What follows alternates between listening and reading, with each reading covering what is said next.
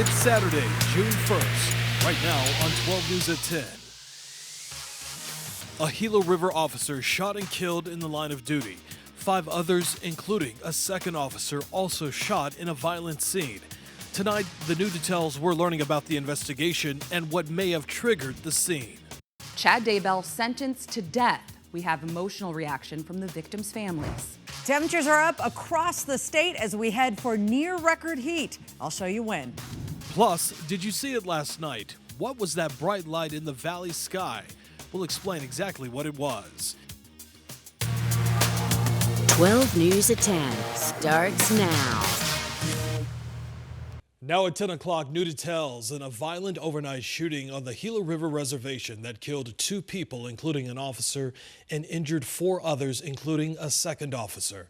Tonight, the FBI, now part of the team searching for answers in this scene. Since we last saw you tonight on 12 News at 6, we've learned that this scene may have all started with a dance. In just the last few hours, the tribal council for Gila River issuing a new decree banning all dances after serious injuries and deaths occurred during a dance around 2 o'clock this morning.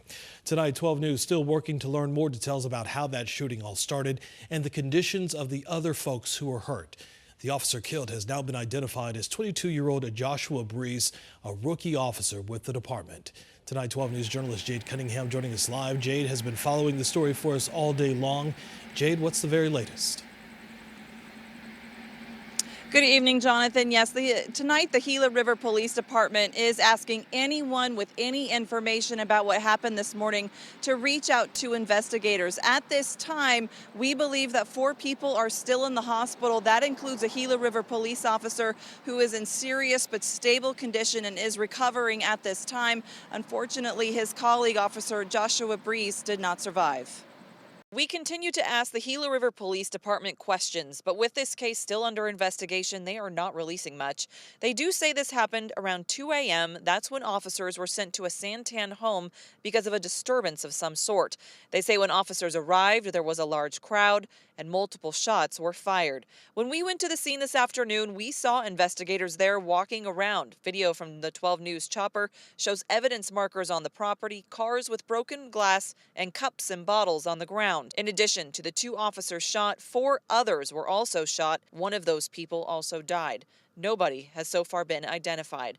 We have asked the Gila River Police Department about how the other 3 are doing, but haven't gotten a response. Now, we've learned the officer who died, Joshua Breeze, was a second-generation law enforcement officer originally from Billings, Montana. His father, David, was a Yellowstone County Sheriff's deputy who also died in the line of duty in 2006 when his patrol vehicle crashed while responding to help another officer. Joshua was 6 years old when that happened, but grew up knowing he wanted to follow in his father's footsteps. Our sister station in Billings, Montana, KULR, spoke with Joshua while he was in high school about his father and why being in law enforcement was so important to him. You know, he was goofy. I remember him coming home in his uniform and putting his big Bill hat around my head. And it motivates me because I could have gone down, a different path. I could have been completely different than what I am now. And I think that he would think that I did a good job.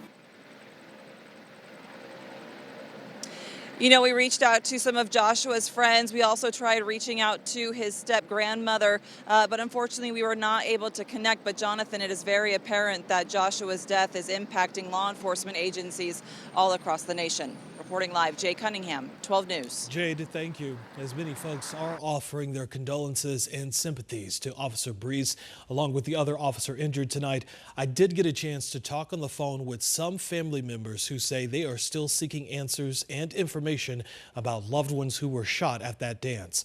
The Gila River Tribe not providing too many answers about exactly what happened overnight, but today, Tribal Governor Stephen Rowe Lewis issuing this statement saying in part that, quote, "Nothing cuts deeper than a life cut short, and we will pray for our officers and their families and for every community member, every loved one, and every family impacted by what happened this morning." Stay with 12 News for complete up-to-the-minute coverage on this shooting.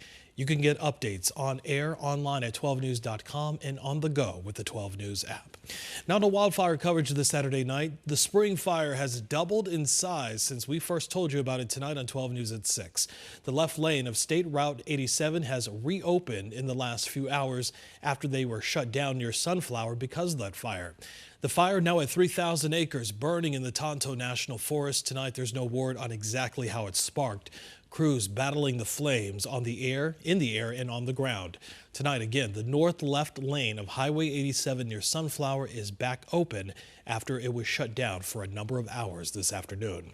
Meanwhile, north of the valley a few hours ago, one north lane of I-17 reopened near New River after this grass fire sparked this afternoon. This fire crews say that the table fire has now burned 150 acres. Traffic diverted at I-17 near Table Mesa. 12 News dedicated to keeping you and your family safe this fire season. One way to make sure you're always on top of what's happening across the valley is with the free 12 News app, along with 12news.com. Just scan the QR code you see on the right side of your screen. We'll send you alerts about wildfires, evacuations, and alerts right in the palm of your hand. One day after an Idaho jury convicted Chad Daybell for the murders of his then wife and the children of his current wife, Daybell now preparing to spend the rest of his life on death row.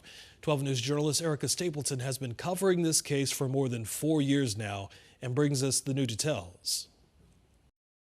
Less than an hour after a jury found that the death penalty was a just sentence for Chad Daybell, a judge sentenced him to death. Chad Daybell's day in court is done. The defendant is sentenced to death. Sentenced to death Saturday for the murders of his first wife, Tammy Daybell, and his second wife, Lori Vallow's two children, 16-year-old Tylee Ryan and 7-year-old JJ Vallow. It's a weird feeling. Tylee and JJ's brother, Colby Ryan. You never wish harm on anybody, regardless of what they've done to you.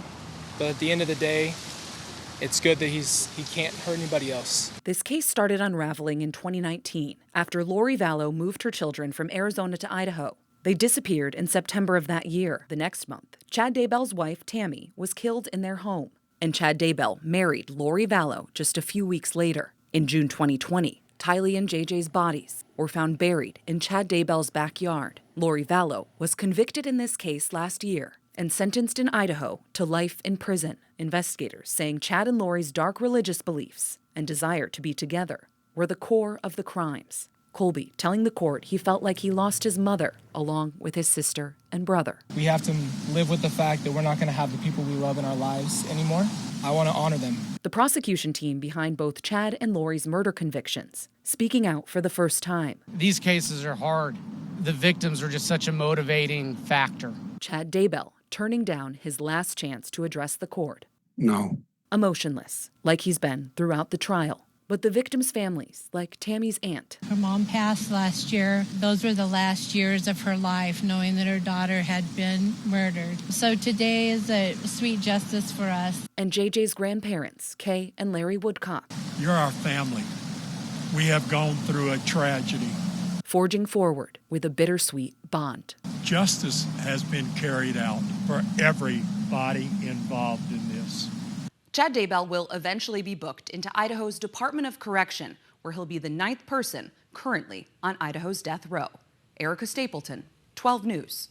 Tonight, 12 News working to learn more about a 16-year-old who drowned while kayaking at Saguaro Lake. The Maricopa County Sheriff's Office says they found the teen's body at Butcher Jones Recreation Site yesterday afternoon.